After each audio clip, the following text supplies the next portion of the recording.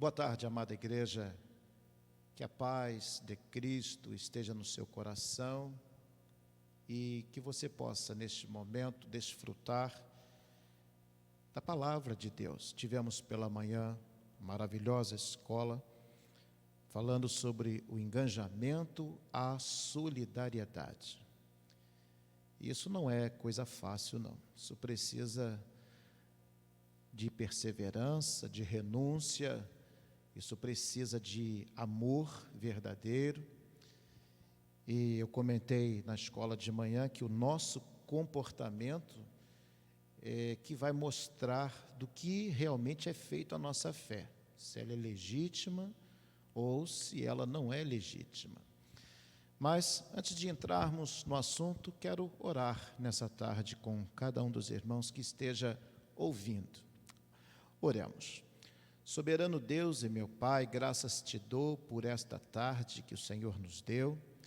Quando pela manhã não foi possível transmitir a mensagem, ó Deus, mas tivemos uma escola bíblica dominical abençoada.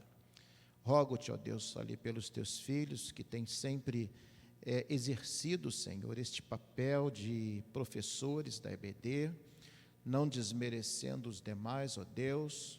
Quando temos em tua igreja pessoas capacitadas pelo teu Espírito Santo, e isso nos alegra, Senhor, como pastor de um rebanho tão abençoado.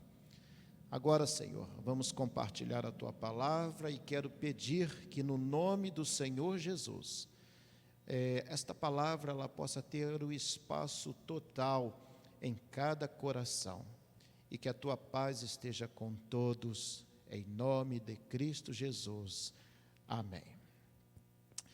Quero então compartilhar nessa tarde com os irmãos em Atos, no capítulo 2, dos versículos 42 até o 47, que inclusive é a nossa leitura diária, já iniciando esta semana, que a semana inicia no domingo, não é na segunda. Então assim nos diz, como viviam os convertidos lá em Jerusalém.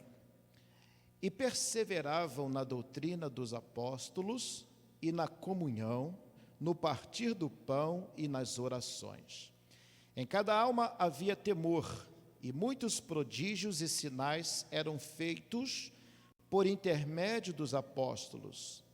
Todos os que creram estavam juntos e tinham tudo em comum. Vendiam as suas propriedades e bens, distribuindo o produto entre todos, à medida que alguém tinha necessidade.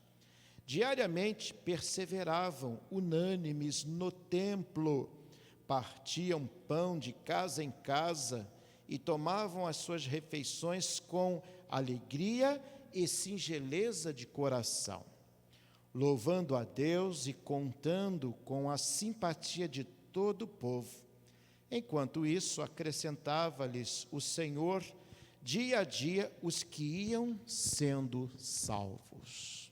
Glórias a Deus pela palavra que está sendo, neste momento, compartilhada com cada um dos nossos irmãos. Quero ressaltar aqui, então, queridos, uma primeira palavra que marca a nossa questão de fé legítima, que está aqui, perseveravam. A verdade é que quem tem fé persevera no que está fazendo, principalmente na obra do Senhor. Perseverar é uma qualidade que pode ser confundida. Os fariseus eram perseverantes também, os escribas também eram perseverantes, eles faziam questão de cumprir a lei, mas o Senhor Jesus recusou tudo isto. Você vê lá em João 5,39, vós cuidais, vós examinais as Escrituras, porque vós cuidais ter nelas a vida eterna, e são elas que de mim testificam, e não quereis vir a mim, que é o versículo 40, João 5, 39 e 40. O Senhor Jesus estava falando essa palavra para aqueles que cumpriam a lei ao pé da letra. Os fariseus, por exemplo, eles tinham muita estima, eram muito respeitados, Eram pessoas que pagavam os dízimos de tudo. Os fariseus eram conhecidos como religiosos principalmente por causa disso. Eles pagavam o dízimo até das hortaliças, mas não queriam ir até Jesus. Os escribas, que eram os intérpretes da lei, homens, letrados de muito respeito dentro da classe judaica, porém também não queria ir até Jesus. Eu quero te notar uma coisa: perseverança é algo que não pode ser misturada com teimosia, com aquela insistência politizada. Por isso que os fariseus e os escribas foram reprovados pelo Senhor. Mas, continuando, havia em cada alma o temor do Senhor. A Bíblia diz lá em Provérbios que o temor do Senhor é o princípio de toda a sabedoria. Não vamos confundir sabedoria com aqueles que têm diplomas, que são bem letrados, que são inteligentes, porque a sabedoria é que vai realmente levar a sua inteligência mais longe do que você possa pensar. Quando você usa essa inteligência politizando ela, querendo ser superior aos outros, querendo maltratar os outros e até humilhar os outros, você deixa realmente de ser alguém de temor. Você deixa de ser alguém realmente sábio. Você passa a ser alguém que quer politizar o sistema, que você quer se aparecer, e isso o Senhor também reprova. E quando a gente vai desenvolvendo o texto, uma outra coisa que é muito importante: todos os que creram estavam juntos. Isso nos dá uma ideia de quê, queridos?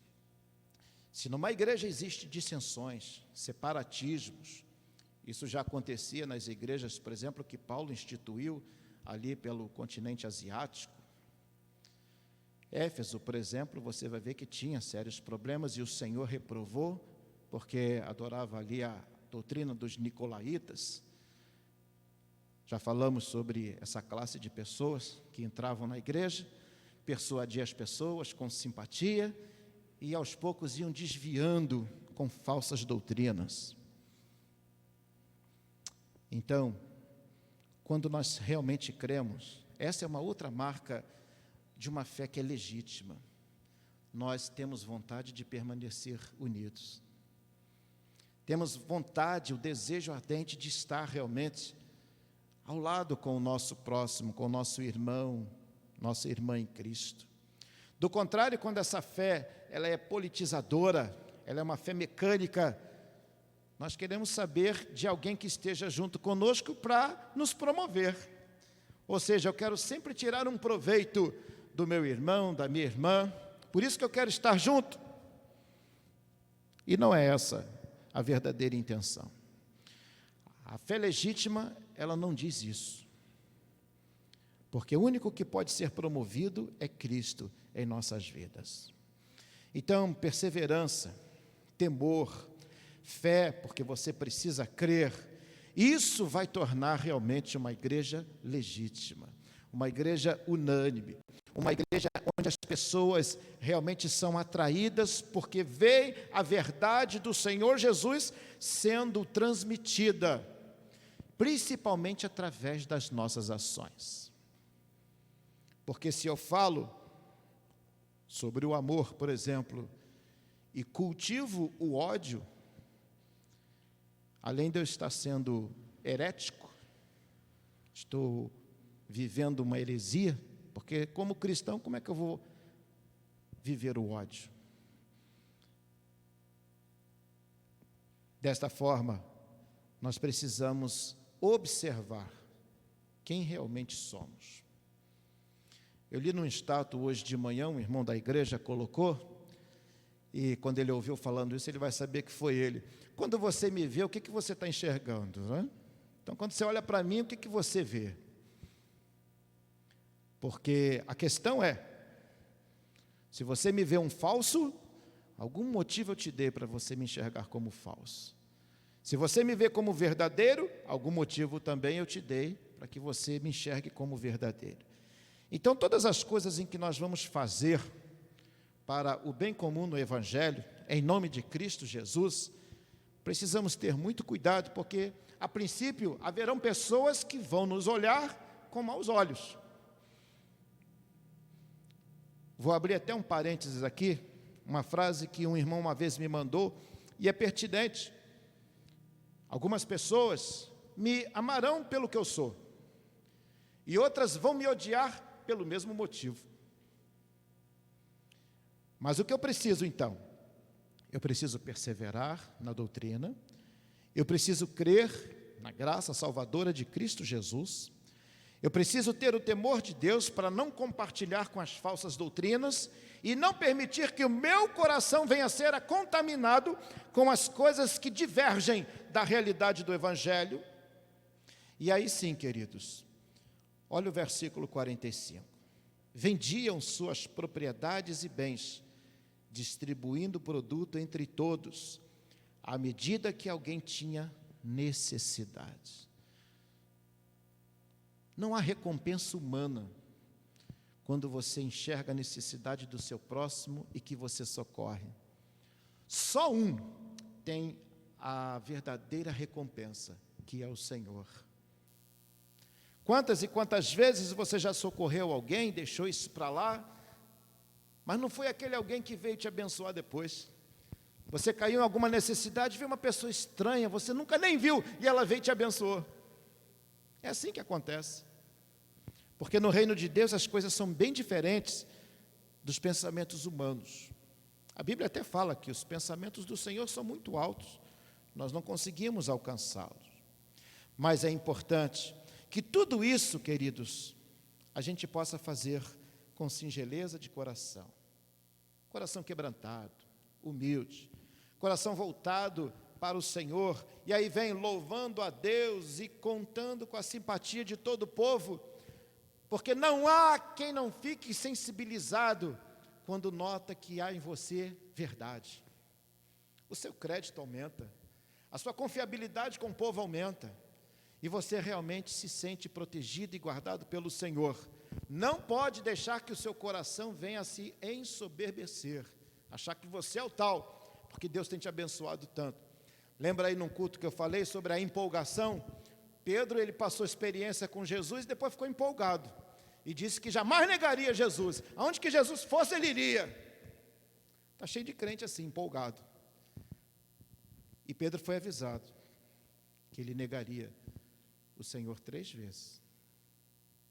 Mesmo sendo avisado, ele negou a Jesus 3 vezes. Acredito que ali acabou a empolgação de Pedro e ele se converteu.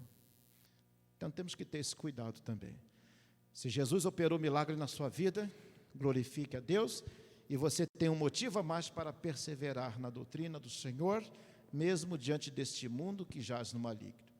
Ser solidário precisa da soma de todas essas coisas que acabamos de pregar. Precisa de persistência, resiliência. Às vezes você é desafiado por Deus a caminhar onde você não quer. Mas o Senhor manda justamente você para onde você não quer. Porque é lá que você vai ser purificado. Somos como ouro para o Senhor. E a purificação do ouro é feita no fogo. É lá que separa o ouro dos metais que não são ouro. E aí você fica puro. Por isso que muitas vezes temos aflições, como o Senhor Jesus disse: no mundo tereis aflições. Está lá na parte final do versículo 33, do capítulo 16 de João. Então eu chamo a sua atenção, querido, nessa tarde, para que o seu coração seja tão somente do Senhor Jesus. Isso vai te proporcionar perseverança, isso vai te proporcionar temor, isso vai fazer com que você seja realmente solidário, sem se apegar nas coisas materiais dessa vida, sabendo que a nossa maior recompensa virá tão somente do Senhor. Que Deus te abençoe nessa tarde e que a graça de Cristo Jesus continue sendo derramada sobre a sua vida e sobre todos os seus familiares, conhecidos, amigos, e que o Senhor Jesus continue sobre nós. Quero orar com você. Muito obrigado a Deus por mais esta oportunidade, por esta tarde que tivemos, e que a graça redentora do Senhor Jesus permaneça, ó Deus, sobre nós. Sem o Senhor nada podemos fazer. Quero rogar e interceder por esses meses que estamos fora do templo, mas a tua igreja continua aberta, continua sendo solidária, mas levando sempre à frente o nome precioso do nosso eterno e Salvador Jesus Cristo, a quem rendemos toda a honra e toda a glória.